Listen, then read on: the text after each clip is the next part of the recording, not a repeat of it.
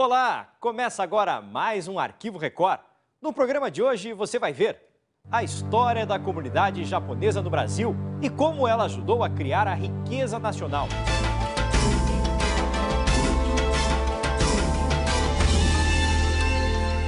São mais de 100 anos aqui no Brasil. Esses brasileiros de olhinhos puxados e raízes japonesas formam um exército com mais de 1,5 milhão de pessoas.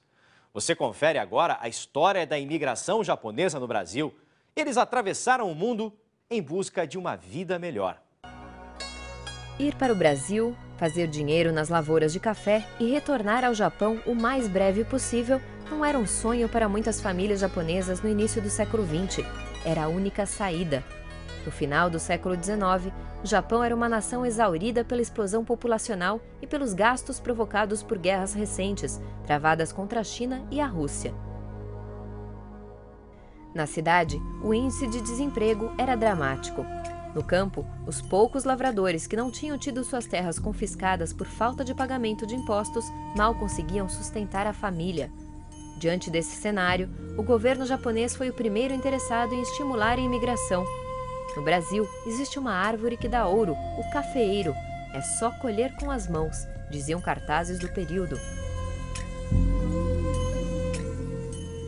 Da parte do Brasil, o interesse pela vinda dos japoneses devia-se principalmente à interrupção, em 1902, do fluxo de imigrantes italianos, que deixou as fazendas cafeeiras precisando desesperadamente de braços. Foi essa equação que possibilitou que, no início do século XX, camponeses, carpinteiros, pequenos comerciantes e donos de fabriquetas à beira da falência se tornassem soldados da fortuna. Como escreveu o presidente da Companhia Imperial de Imigração, Ryo Mizuno, no diário de bordo do Kasato Maru, o primeiro navio de imigração japonês a aportar no Brasil. Ryo Mizuno é considerado o pai da imigração japonesa no país. Foi um aventureiro que reunia em sua personalidade uma pitada a mais de idealismo do que o normal.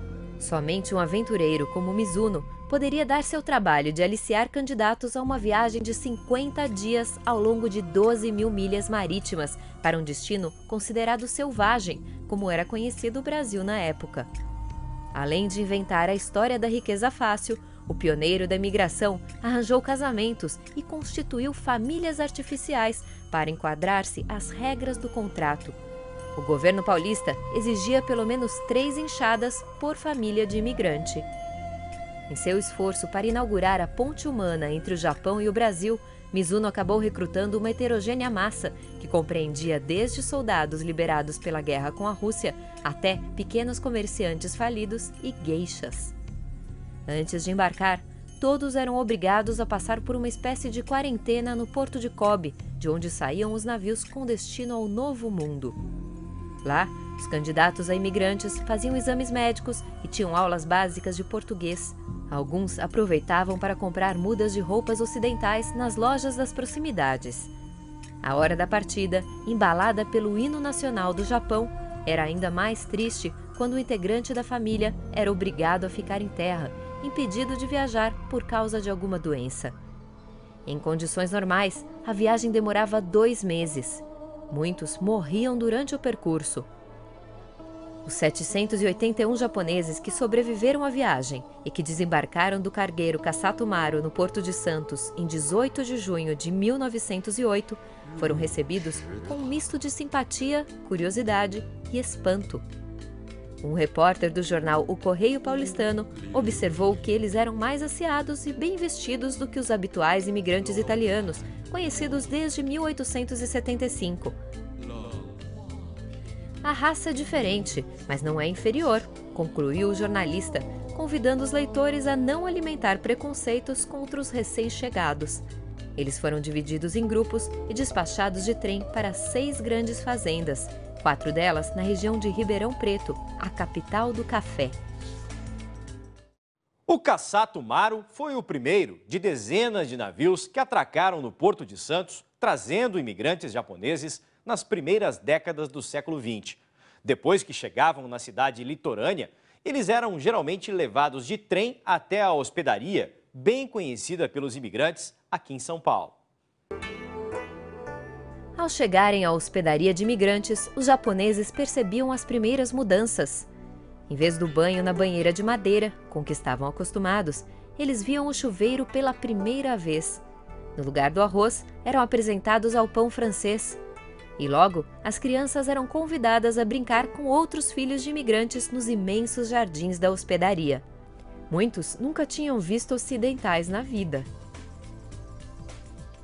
A casa, que hoje abriga o Memorial do Imigrante, recebeu mais de 2,5 milhões de imigrantes de 60 nacionalidades durante os anos em que funcionou. O memorial tem 8.000 metros quadrados. Nas paredes, rostos que ajudaram a construir o Brasil. Nestas listas, nomes de todas as partes do mundo. Imigrantes que viajaram ao Brasil em veleiros como este, no final do século XIX. Pessoas que traziam na bagagem principalmente a esperança de uma vida melhor. E alguns objetos que julgavam ser necessários numa terra desconhecida como era o Brasil. Na hospedaria, ficavam de graça por até 8 dias. Intermediários de fazendas e das primeiras indústrias que começavam a surgir selecionavam as famílias e dali eles partiam para o trabalho duro em várias partes do estado de São Paulo. A expectativa de acumular dinheiro rapidamente ia se desfazendo à medida que eles iam recebendo os primeiros pagamentos. Descontadas as parcelas da dívida da viagem, mais os gastos com alimentos e remédios, sempre comprados na própria fazenda, não sobrava quase nada. Muitos se sentiam tratados como escravos e fugiram por causa disso. A vida só começou a melhorar depois que eles passaram a trabalhar na chamada lavoura de parceria. Em contrato com um proprietário de terras, os trabalhadores se comprometiam a desmatar o terreno, semear o café, cuidar da plantação e devolver a área dali a 7 anos, quando a segunda colheita estaria no ponto. Em troca, ficariam com os lucros da primeira safra e de tudo o que plantassem além do café. Esse tipo de contrato foi o que permitiu que muitos japoneses comprassem suas primeiras terras. Embora a essa altura eles já estivessem aqui havia uma década, bastante tempo para quem planejava ficar por no máximo 3 anos, o sonho de voltar ao Japão permanecia vivo e fazia com que a maior parte dos imigrantes educasse os filhos à maneira japonesa. Dentro de casa só se conversava na língua materna. No contraturno da escola brasileira, as crianças frequentavam escolas onde aprendiam a ler e a escrever somente em japonês. Ao contrário do planejado, no entanto, apenas 10% dos quase 190 mil japoneses que migraram antes da Segunda Guerra Mundial voltaram para a terra natal. O restante ficou para sempre no Brasil e ajudou a construir a história do país. Trabalhando nas lavouras de café, os primeiros imigrantes japoneses logo descobriram que os 2 sonhos que traziam, o da riqueza fácil e o da volta à pátria, precisariam ser esquecidos e substituídos por outro, construir aqui mesmo uma nova pátria para seus filhos. E este sonho deu certo. 100 anos depois, os 250 mil imigrantes japoneses que entraram no Brasil se transformaram em 1,5 milhão de brasileiros de olhos amendoados, que ajudaram a construir nossa identidade nacional. Habituados a extrair o máximo de um mínimo de espaço, os japoneses nos legaram várias técnicas de cultivo, como a rotação de culturas e a hidroponia, o plantio em água. E também implantaram novas espécies, como a soja. Além dos campos agrícolas, marcaram presença nas artes plásticas, divulgaram o origami, a dobradura de papel, e o ikebana, uma técnica de arranjos florais. Na culinária, transmitiram uma alimentação equilibrada à base de arroz, peixe, soja e legumes. Na religião, propagaram o shintoísmo, o budismo e o seisho no ie.